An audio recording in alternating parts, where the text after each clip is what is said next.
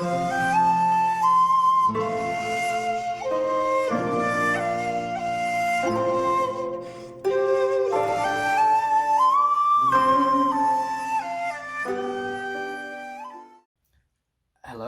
and welcome to Karate Time.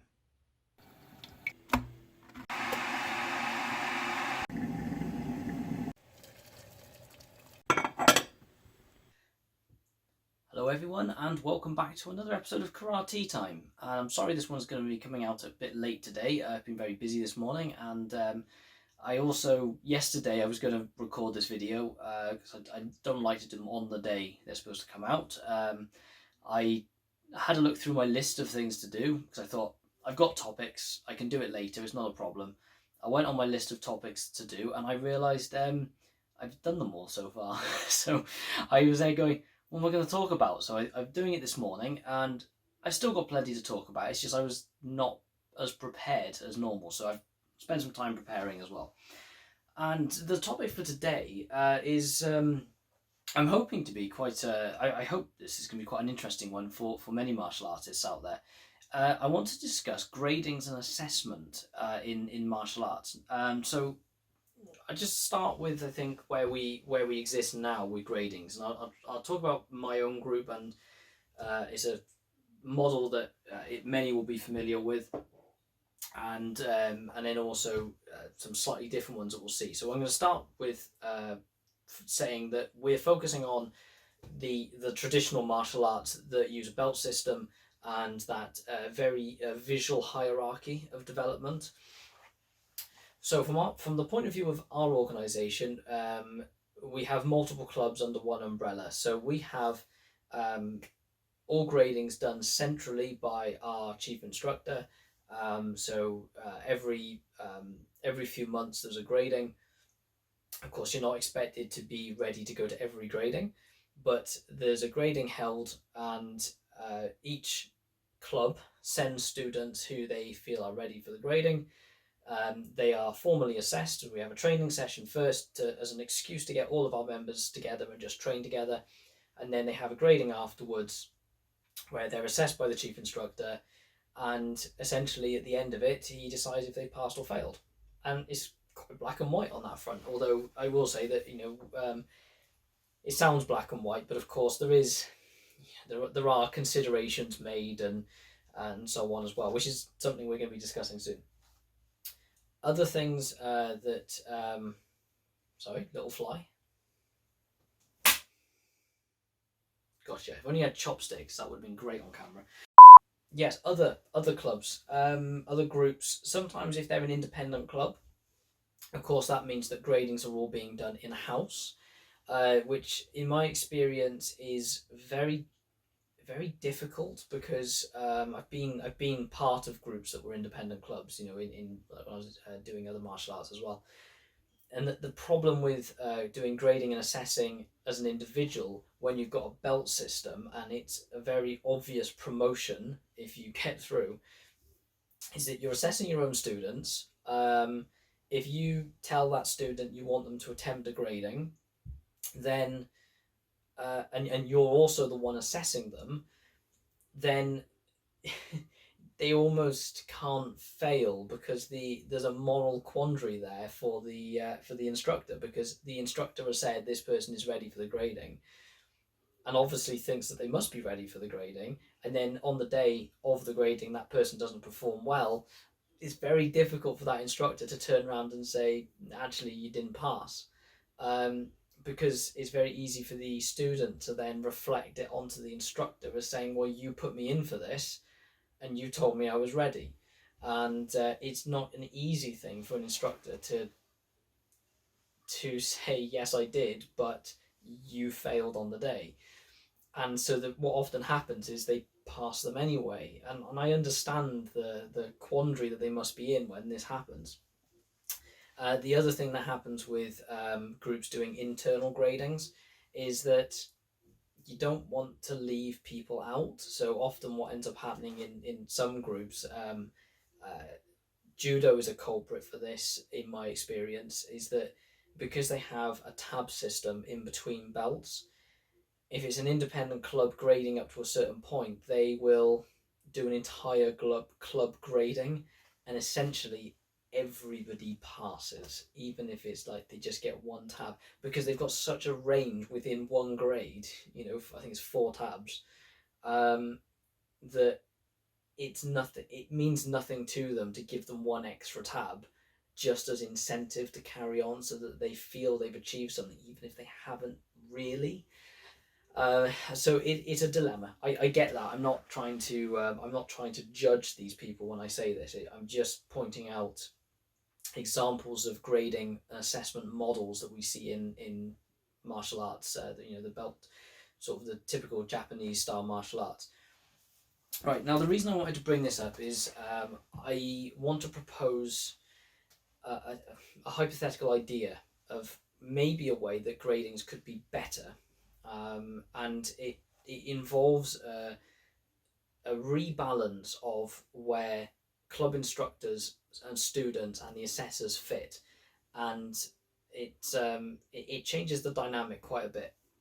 The first thing I want to do, I've got my notebook here because I wanted to bring in some a little bit more informed information as well. So the first thing I want to start with is a little definition of what assessment is, just to get that there. So I've got a fantastic quote here. So excuse me reading from below.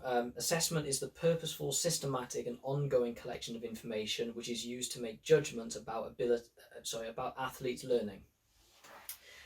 So essentially, the key things there is it's purposeful, it's systematic, and it's ongoing in terms of collection of information. There has to be a reason behind collecting the information. There has to be an approach that is recordable, or essentially accessible. It has to be something there that can be assessed externally, and it needs to be ongoing as well, because you can only measure someone's learning on the moment for that point. But if you want to see how their learning it progresses, you have to then know where they got to move on to next. Okay, so that's the little definition I'm going to go with for this. The next thing to discuss then is types of assessment. So I want to look at the two common ones in sport, and most types of assessment will look at these two, is summative assessment and formative assessment. And I'm not going to go too heavy into the coaching theory of this as such. I'm going to keep bringing it back to our discussion on gradings. Because incidentally, I should say, I like the grading system. I think there's something nice about the belt system. It's a physical achievement that people can have. It helps if people go to other organizations that they generally should know where they fit in based on the belt they're wearing. The only slight problem with that is that standards are not uniform across the board. Sadly, you will see some with high standards, some with low standards, some who sit in the middle somewhere, and that is where it does become a little bit of a problem. But that's I think we may have discussed that before, but even so, that's not the topic for today. So the summative and formative assessment. So summative assessment is essentially what we do on our gradings. They are at the end of a period of learning. So somebody has learned up to a certain point. They're now going in for testing, and they will be assessed on their achievement, their knowledge, and their recall of skills.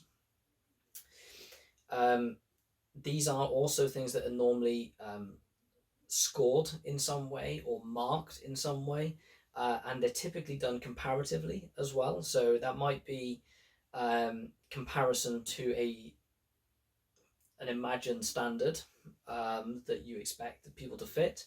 It could also be done comparatively between people, and in our gradings, of course, we have groups of people grading together. So it might be, say, all the white, orange, and red belts might be in the first grading, and even though I'm assuming this now from having not being the person assessing myself, but even when I'm sitting back as a club instructor on the sidelines watching a grading, you can't help but compare student to student, even though you've already got an idealized image of what that person should be doing.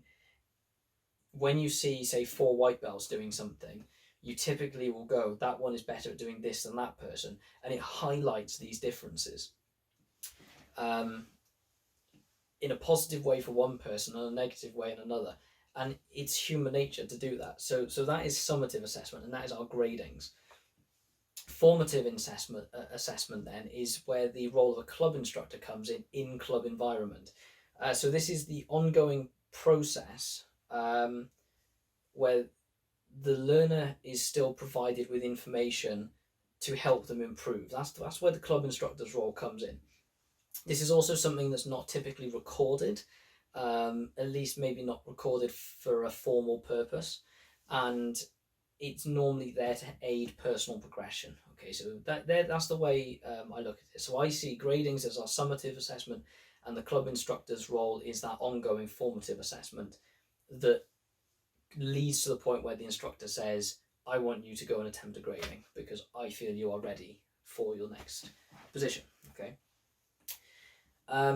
One more further piece that's important there is there's quite a nice thing. I always remember this one because it's quite, I love the name of the guy that came up with it. His name is Vygotsky, so Lev Vygotsky.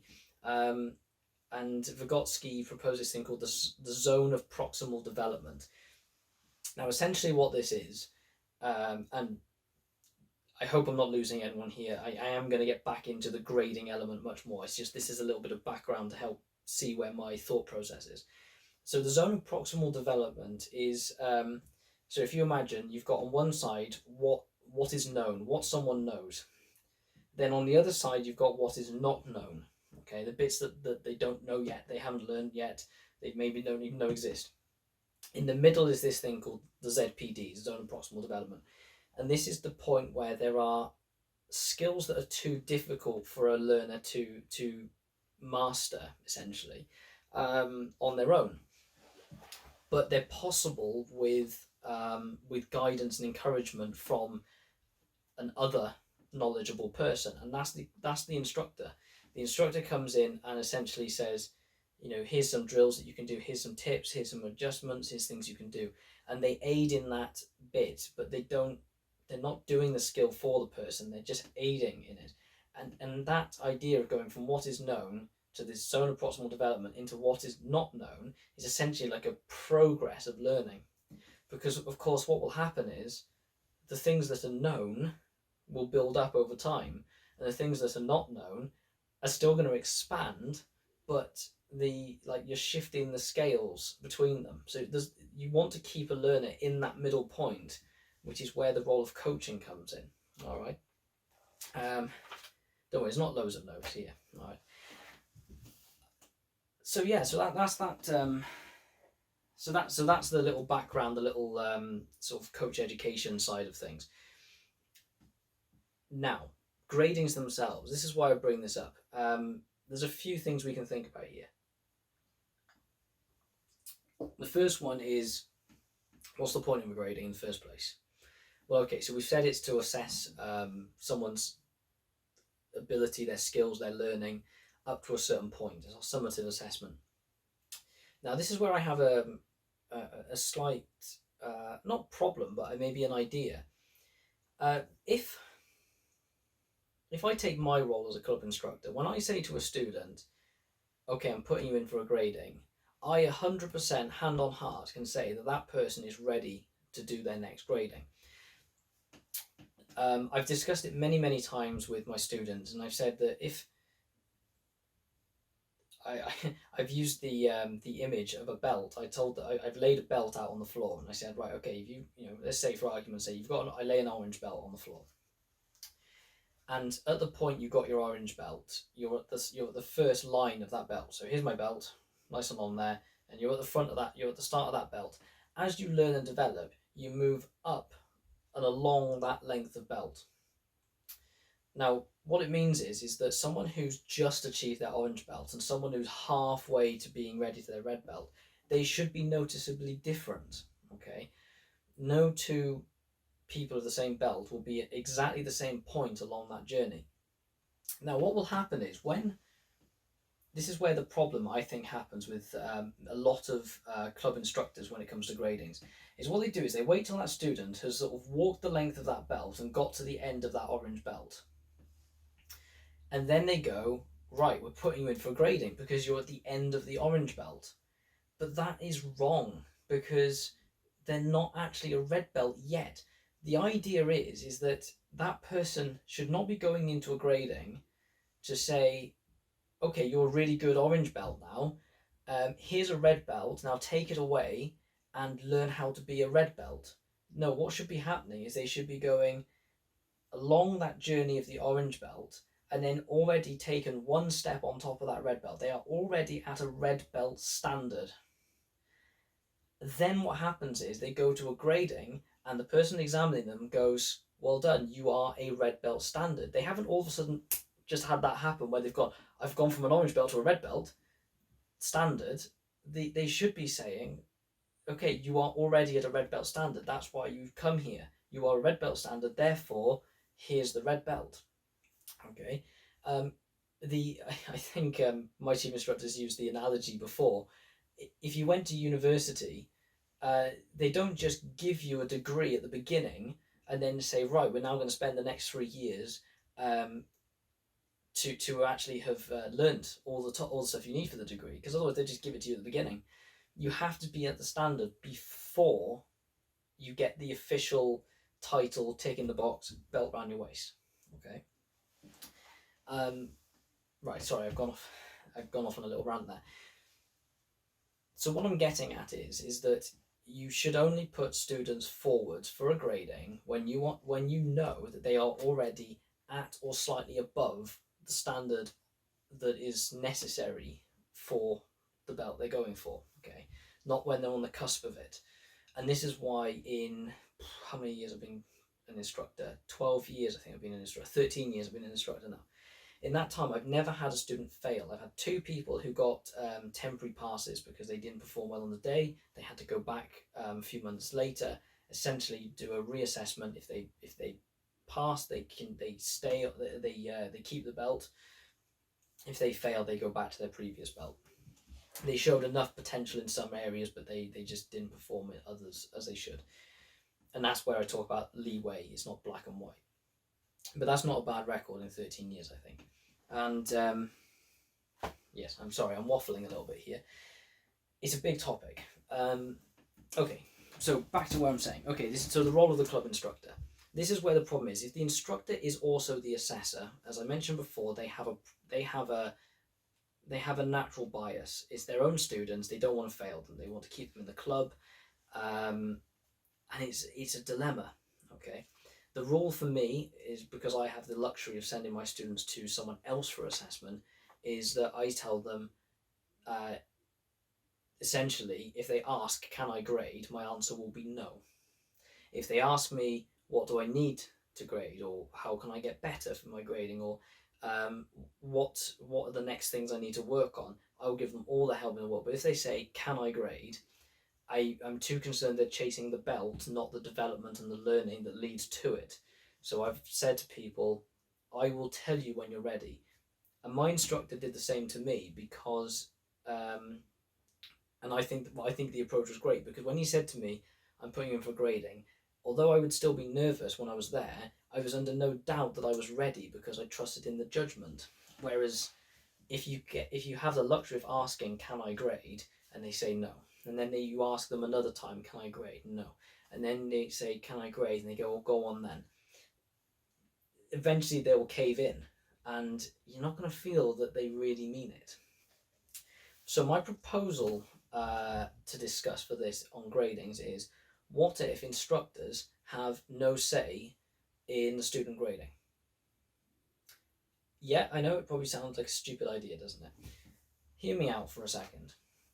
Now, what if, when a grading comes round, the instructor announces to their club members, and this should work even if you're sending students away to a grading external exam, or if it's dealt with internally. You say to students, I will be holding a grading in 2 months' time on this date. And it's in the calendar and everyone knows.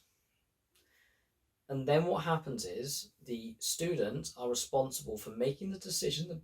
They're responsible for making the decision themselves over whether they go for a grading or not. It doesn't mean that we leave them blind, okay? The only caveat would be that if a student says, "Am I ready for the grading?" it's not. It stops becoming the job of the instructor to say yes or no. So the difference would be is if a student comes to you and says, "Am I ready for a grading?"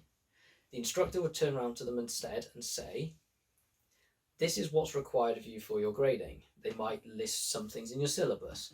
For example, then they might say the standard that's required is you have to be able to perform it. Your stance is deep and strong. You don't want your knees collapsing. Your strikes must be on target. You need to be relaxed.